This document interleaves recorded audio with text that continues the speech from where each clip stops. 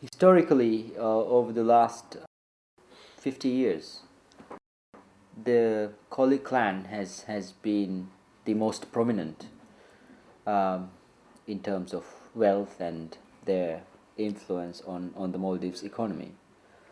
How they achieved it is seen by people in different ways. Mr. Alimaniku, who is the son of the late Umar Manik, who actually began the business, is a normal resident of Singapore, but for some reason he has a diplomatic passport and is known to be very close to Gayyoom, and hence everyone knows he gets quite a lot of favors from the Maldivian government. And in the list of the government staff list, he comes right under Gayyoom in second position, which means he has quite a high sort of rank in the government, something that the average Maldivian, don't know about. I think, if I'm not mistaken, it was Prime Minister Bandaranaike who came to know of his shady dealings, and then he was given notice to move out of Colombo. And I think most people believe that he shifted to Singapore because of that. And from there, of course, he spread out all his tentacles to and the rest of course Asia. he's in the during the time of former President Nasser. The Maldives shipping was quite strong. They had a very widespread shipping network, but slowly after Gayyoom came to power, and still Mr. Alimanico was in charge of it, and he was running it from Singapore. In parallel, he also apparently had his own shipping business, so he could sort of interchange as he wished. There is a joke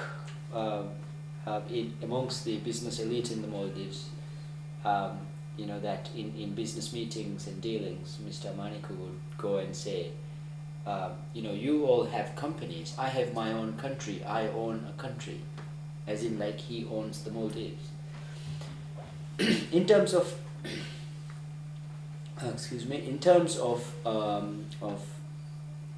their influence on the economy, and the way I see it, it's quite unfair, because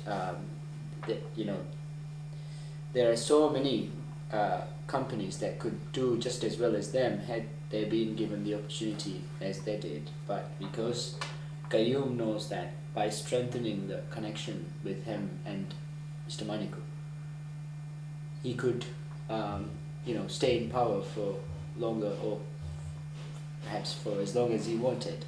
And there was this other connection, the in-law connection. Multi-million-dollar projects in Maldives, like the dredging of Hurmade. There was a lot of the top range knew that the person who cut the deal with the company from Europe was Limaniku. And we did some research on how much we could get, a certain volume dredged. We could see that one could do for $2.50 a cubic meter, when I think Hulumala was done for over $3, and so you can see the commission already being included in these deals. Of course, these are allegations, but things that almost every Maldivian knows as being, very true, really. So they use a lot of their power to get where they're getting now, and of course they're investing quite a bit abroad as well now. All that money that should have been reinvested in all this. I hear they're investing in countries like Seychelles and Egypt and Mauritius and all that. So to be fair, it's quite, it's part of the game, really, for Gayyoom to assist them, and for them to be trying to protect him. and head of it was How do they Aluminic. actually protect him? Well, with the kind of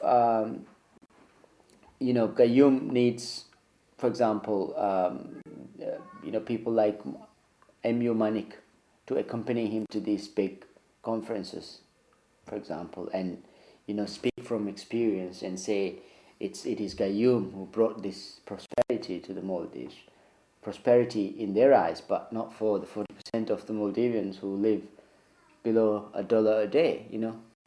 When the whole equation, the tourism equation, is such that out of every dollar that comes to the Maldives, only 28 cents is retained. The rest is gone outside, to Singapore, to Sri Lanka, to India, and all these places. So obviously they've got the formula wrong. But, and also there is the other link. Gayyoom's brother-in-law, Ilyas, was previously married to Nasira, who is the sister of Ali Manico. The link is there.